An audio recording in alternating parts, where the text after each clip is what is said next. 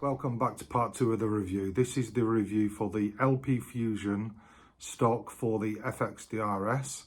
So this is the critiquing part of the review, some conclusions and whatnot. Right, all these sequences that you see in the videos as it skips from sequence to sequence, they're not filmed in the sequence that you're seeing them in. Obviously I collect all the footage and then I'll edit them together. That said, I've had this gun for just over 3 weeks now, and I've been pest controlling some 5 times with it. I've done some targeting shooting with it. I've done some plinking with it. So I've got a fair idea of the stock now. So the pest control video is coming along quite well. But that said, I'm going to keep my conclusion and my thoughts and whatnot to the pest control video. Listen, I love this stock. I think it's brilliant.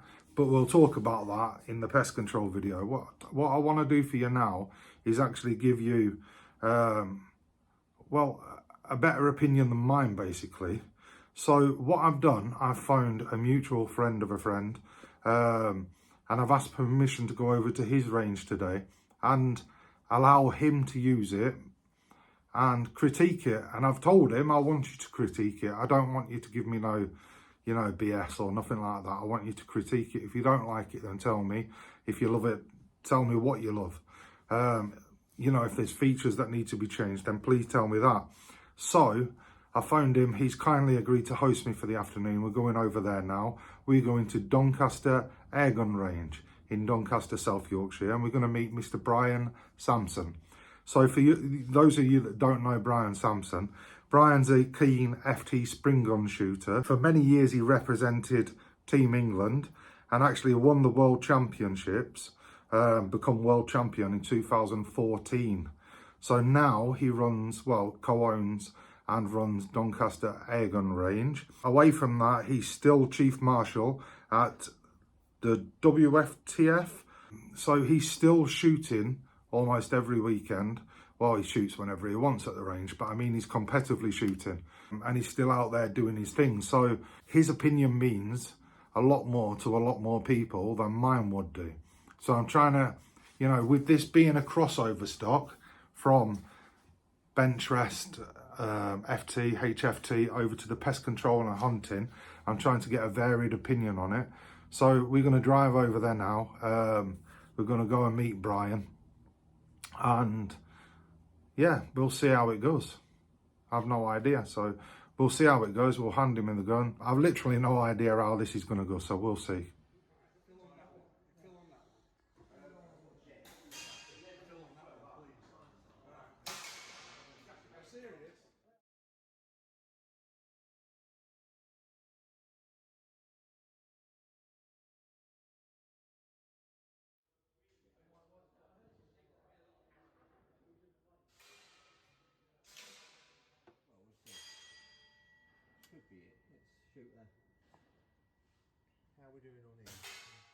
So lesson learnt here.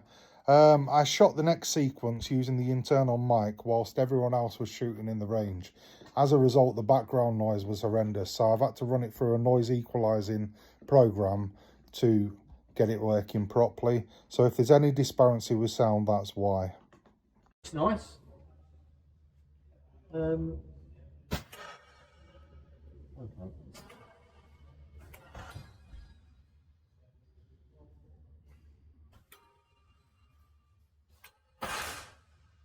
So it's going about. Can I change Yeah. You change whatever.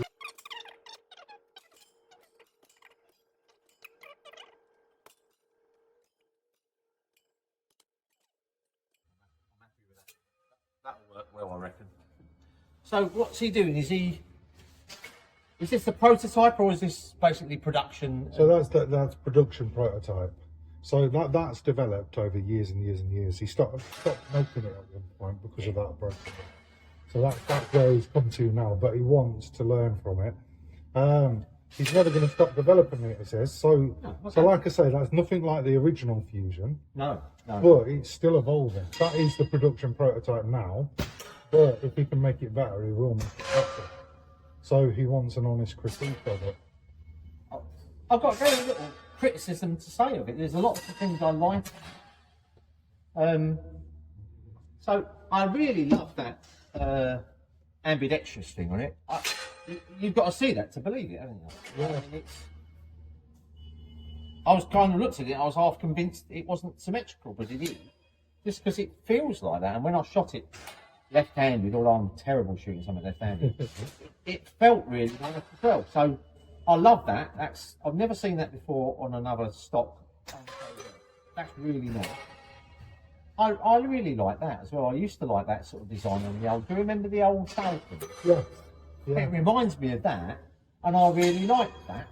I don't know why. It's just a nice little. And it strengthens the pistol grip up as well, Yeah. which I didn't realise at first until I spoke to him. It just changes that braking tensile and the blade. Yeah. I suppose. I mean, I don't know. It's like for other inlettings for other guns, but he's made a really nice job of this. I'm sure he does a nice job on everything else. On another gun without the magazine there, you could potentially make it a little bit deeper there, possibly. But you don't necessarily need to if you have a radar. But even for that, I'd be quite happy to shoot that standing.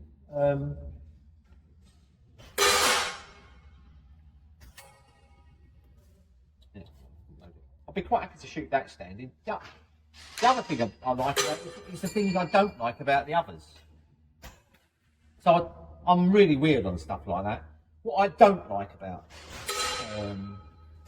well, there's two other major brands, like, and there's a few others as well, and they've got these. They make a big thing of it and charge extra for a quick adjustment. Yes. When do I ever need to make a quick adjustment on my stock? I'm not like my face isn't suddenly going to get fat or thinner between two shots, so it's not like I'm ever going to need to push a button and do it. I'm quite happy to have an Allen key. Yeah. I don't even mind having an Allen key in my bag, so I like that. That reduces costs, it reduces weight, it reduces complexity, and it's more rigid. So why dick around? The same thing for the quick button one there. So I like the fact that it hasn't got that, because I just think, well, you're saving money. I really like this black thing. It's a ceramic Cerakote, so it's like powder coating, but it's for rifles. It feels rubbery though. Yeah, it's weird, isn't it? It's called a super grip. So that's the finish on it. It's called the super grip. Again, it's done by the Rat. Oh, Ratworks done it. Yes. Ah, brilliant. So that's Cerakote Customs that runs out of the Ratworks. The Ratworks themselves do it. It's done on site there, and it feels like, so I like a stock with. I mean, I've got a black air Anschutz, and that's got the rubberized black stock on it, which is nice when you first got it. After you've had it for about 7 years, like I have, it starts to go a little bit sticky, and it's really hard to clean. So, I mean, I don't mind about the cleaning bit. I'm sure this would probably pick up mud and stuff, but it would just wipe off. I'm not worried about that. It's just the stickiness after 7 years. It can go like that. But I think because it's got that texture to it, I don't think it will. It remains to be seen. Well, it is a ceramic base, so I don't think it will. It's not an aerosol like plastic base, like the plastic coat. It's a ceramic. It's baked on. Wow. So it's sprayed on as normal and then baked. I really so like that. It's there forever and a day. I like the fact that on this particular gun, there's a good gap between the cylinder and the stock. It's a mistake a lot of places make where it's touching. The fact that you can put 300 grams per square metre bit of paper. Yeah. And our normal test is to put an old £10 note under it, which is half as thick as the bit of paper that you managed to put under that, and that's even with that coating on it. I love that. I'll just tell you about the metalwork, because I mean, I'm filming at the minute. I haven't told you anything about this stuff because I wanted you to critique it raw. Yeah. But what I will tell you, all the metalwork. So the metalwork is glass beaded on purpose, right? Because it doesn't leave perfect shimmer on it. So if you're sandblasting or anodizing, it's perfect. So if it does get knocked while you're out in the field shooting, it's not, you can't tell. And it leaves a little bit, not a rough surface, but it leaves a little bit of texture on the surface. So when you undo the bolt and you're sliding the adjustment, it bites ever so slightly, so you can make them minor adjustments and then tighten up. That's right. The face plates on the inside are fan-blasted because he wants them to mate perfectly. The last thing that he's done is the sockets. They're 5mm sockets, but they're 3.5mm torque screws because heavy-handed people like me like to over-tighten, right? And ruin it. So he's tried to future-proof it by putting 3.5mm torque screws in it. So if you over-tighten, which is very hard to do with a torque screw, but if you over-tighten, hold my beer. You can put a 4mm or 4.5mm. There's no need to return it anywhere or speak to the stock maker. You just put the extra part in it. So it's like future-proof it. Right? I mean, I like the fact that it's adjustable so you can change the angle of it. And you can. They look like wood. They look like wood screws in there. I would be inclined to have an insert in there, maybe. Well, he thought about the insert, but then one of these customers flipped an insert as well. So I had to return it. And the only reason I say that is because obviously a wood screw, you only get so many adjustments before it starts to slack off. So if you had an insert, a threaded insert, then you've got more adjustments on it. It's not a wood screw, it's a torque screw. So it's got a different thread on it. Because when he was using the big threaded wood screw, it was people stripping them out. So it's got a little threaded torque screw. Oh, okay, so they're much finer pitch then, are they? Yeah, okay, that might work as well. It's still threaded directly with the wood. It's a drilled socket. Yeah, that's not a big thing. Like I say, there's like that on so many other stocks, Steyr and all that. I mean, it's not a big thing to just, if you wanted to, just replace it yourself. Yeah. I just get a little bit anal about stuff like that, and I think, well, I can put a little drill through that and put a socket in that, and then that's nice, and I can adjust it as many times as I like, and I know it's not going to flip off in the middle of a competition. That feels solid. I like all of that. I would have liked to have seen the UIT rail on it. We all would on it. Absolutely. I'm not sure. I don't know what market is. You could use it for all the markets, really. I would have said if you're using it for bench rest, that's not bad. That fits nicely on the bag rider at the back there. That might work on a bag. I don't know. I would tend to have it on something like that personally. And there's enough room there for me to put it on this bag. Maybe not some of the bigger bags. For the World Championship version of the rules, it is slightly against them, but then again, I don't think there's not many production stocks that meet the rules for that competition anyway. So I wouldn't design a stock based purely on that rule set. Otherwise, you end up with a stock that looks like a cricket bat. Yes. Yeah. And so I like all that stuff. I'm trying to find. I'm struggling to critique anything. It does feel nice. I would have preferred that bump to be down a little bit, so that for thumb, if I wanted to shoot it thumb up, that's bringing the thumb back just a little bit too far. So just curving that off a little bit there, so I could get the thumb in there. Would help that, and I don't think it would lose it. In fact, actually, I think it would make it look a little bit nicer too. Or you could lose some of that. I mean, the other thing is if I'm shooting thumb round, just for my personal thumbs. I can feel my thumb or my knuckle starting to touch there. I would like that to be opened out a little bit more for me personally. But it doesn't detract from it. Doesn't make it uncomfortable. It's just if I was going to make it perfect, I'd do that and that to make it perfect for me. But what's perfect for me might not be perfect for someone else. But other than that, nice. So I like this bit here for standing. I can put some extra weight on my hands, so I'm stabilising the gun a bit more. I wish I could find something that I don't like about it. I really do like it. Yeah. That's where what people tend to do when they buy a custom stock for a gun is they find a gun that they absolutely love. Yeah. And then they don't mind spending extra money making that gun personalised to them, really. But they don't mind spending the extra money on it, but it's just look at it and you already buy a gun with a stock and you've got another 450 quid, 480 quid stock on it. It's quite a lot of money, I suppose, to put on it. But then that's what they all are, isn't it? If you looked at a GRS, they do a GRS version of it, don't Yes. I don't like that stock personally. I much prefer the pistol grip of this. It's not forcing it to the side like it does on the GRS, and it gives me a much better position for my hand and my shoulder. Like I say, for standing, you want, when your shoulder's relaxed, you want the top of your hand to kind of be in line with the top of your shoulder, and that naturally puts you into that position. So they've got everything right on there. I can believe it when you say he's been developing it for years. It's not just something thrown together randomly and come up with that, because that's a really nice design. It just, for me, I'd have it how it is.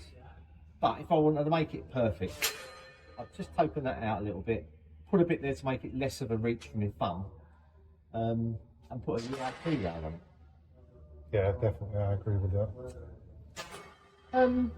I don't know if it's for a hunting market. You're more of a hunter than I am. Yeah, I mean, it's crossover market. Would you have a stud at the back? Sorry. Nobody fits them, do they? A bipod stud. Yeah. Yes, a sling stud. Sorry. Yeah. I actually text Phil about that, and I told him if you're paying that sort of money, it needs to be an option. Yeah, I would have a sling stud on there. I would have a sling on there. So if you had a UIT rail at the front, you can just put the little sling stud on the UIT. But it is handy for carrying a heavy gun around, especially if you need two hands. Yeah, definitely. Pick a rabbit up or something. It's handy to have that, and it's a job I hate. Oh, I can't stand it. I mean, it's not too bad for getting it. When they've got like a sharp point there, you've got absolutely no hope of getting it. It is flattened off a little bit on this one, isn't it? But, I drilled my S200 and that comes up into pretty much a sharp point. Well, we won't do it. When people come in and say, can you drill this? I always say no now. But the reason is, I mean, you can't charge an awful lot of money to do it. If you screw it up, you screwed up someone's £500 stock. Exactly. And one person's idea of screwing it up is different to another's. Yeah. For me, because I'm so anal on these things, I want it to be absolutely perfect, and if it's off slightly, I'll notice it forevermore. Yes. So if you're paying someone to do that job, you've now ruined my 450 quid stock. So that's why I won't do it, and I don't like doing it on my own stock. I'm setting up a red wolf to go hunting with next week, and that hasn't got a string. I'm debating whether I want to drill that or just take a bag with me. Yes. No, I agree with you. So I'd say if that was done by a stockmaker up front, that would make. So he's got it in jigs to do it. Just drill a hole with it. I'd really like that as a feature. And do you know what? It's a simple little thing. But I don't know of any other manufacturers that do that. Do you? No, not that I'd offer it as an option. I believe it should definitely be offered. I mean, apart from the UIT. I could understand why you wouldn't necessarily want, like for a red wolf, for example, why you wouldn't want a little nipple thing poking at the bottom, because it looks weird if you don't need it there. Yes. But what about doing like a little insert on it and then making it as a thing that you can just remove? But I don't see anybody else doing that really, and that would make a really nice thoughtful cut. For hunters, they'd love that. I would. And then again, for everybody else, for HFTers and for bench rest people, but don't forget for bench rest people for the rules, that stock wouldn't be legal for the world of rules, the front of it. Don't ask me why, it's a stupid set of rules, but it has to make 100% contact with the bag, and the bag has to contain sand. So what they do to make 100% contact is they have a square 3-inch block. And so to house the block, you want it on a UIT rail. That is slightly angled there, so if you were to put a UIT rail, it would mean your block would be slightly angled. So what are your choices on that? You could make it more level at the front, although that might detract from the aesthetics of it. I do like it. It's only a very slight angle. Or you could just say, well, make a block that's not straight then. And there's only not many people shoot to that. Yeah. But for me, that wouldn't bother me. For the rule set that we shoot, just a UIT rail in there would be brilliant. That would solve the problem. You could put a hamster on it if you wanted to lower the things. You could put a sling swivel in it. You could put a bipod on it. It's the same for me as testing for it. I definitely need the UIT, and I'd put a really sharp arc mount on it, so I could mount the. Actually, rifle thinking onto about the it, stick. is there a market that wouldn't want a UIT round on it? I don't think there is. I think the UIT there needs to be there, doesn't it? Yeah, yeah. I really do. I mean, I know it had cost to it, but it would be a lot cheaper to do it when you're making the scope than when you did it if you did it after. Definitely. Yeah, you could just route that out. And Yeah, I don't even think that needs to be an option. I just think it needs to be in there myself. Yeah, you could probably get away with it not being. I can understand if you were doing it, it was coming to the bit here. It might be difficult. Yeah. Because you'd end up having to have a bit of a recess there. But you don't have to. You could put the UIT rail down to there if you want. Yeah, just a little one. I think the HFP 500 has the little one at the front, doesn't it? Yeah, it's not long. The Black Air certainly does. From Anschutz, that only has a small U, and that's fine. That's enough to put a bipod on it. It's enough to put a bag rider on it, or a block on it for bench rest. If you were going to get a hamster on it, it is kind of enough to do. You could have like the camping route, yeah. Which might look all right. It might look quite good. So yeah, that would be enough to do it. I suppose you could say to the people that don't want one, it doesn't make it particularly comfortable, maybe to grip it, because you. But to be fair, you could do the same solution that Anschutz do. They have a little filler bit, Little insert. fills it in. Yeah, a little insert that goes in it. I think the air arms do that as well. Actually, one of them do. I think it definitely needs to be there. But yeah, if you did that, then that would be really nice. Yeah, I can't think of anything I don't like about it. Fantastic.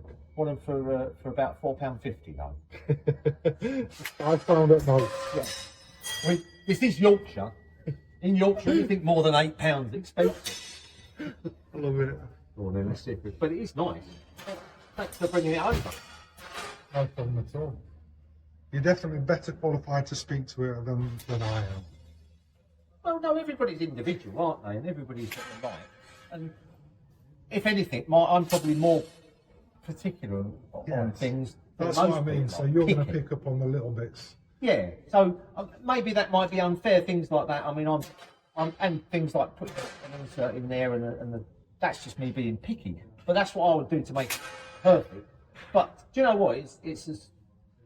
It's closer to being perfect than anything else I've seen. As a standard thing. So, that's got to count for something. I'm struggling. You just asked me to critique it and find something wrong with it. I'm struggling. I like it. Yeah, it is nice. If I don't hit this target, though, it's crap. Standing as well, right? Oh, yeah, it's standing. Yeah.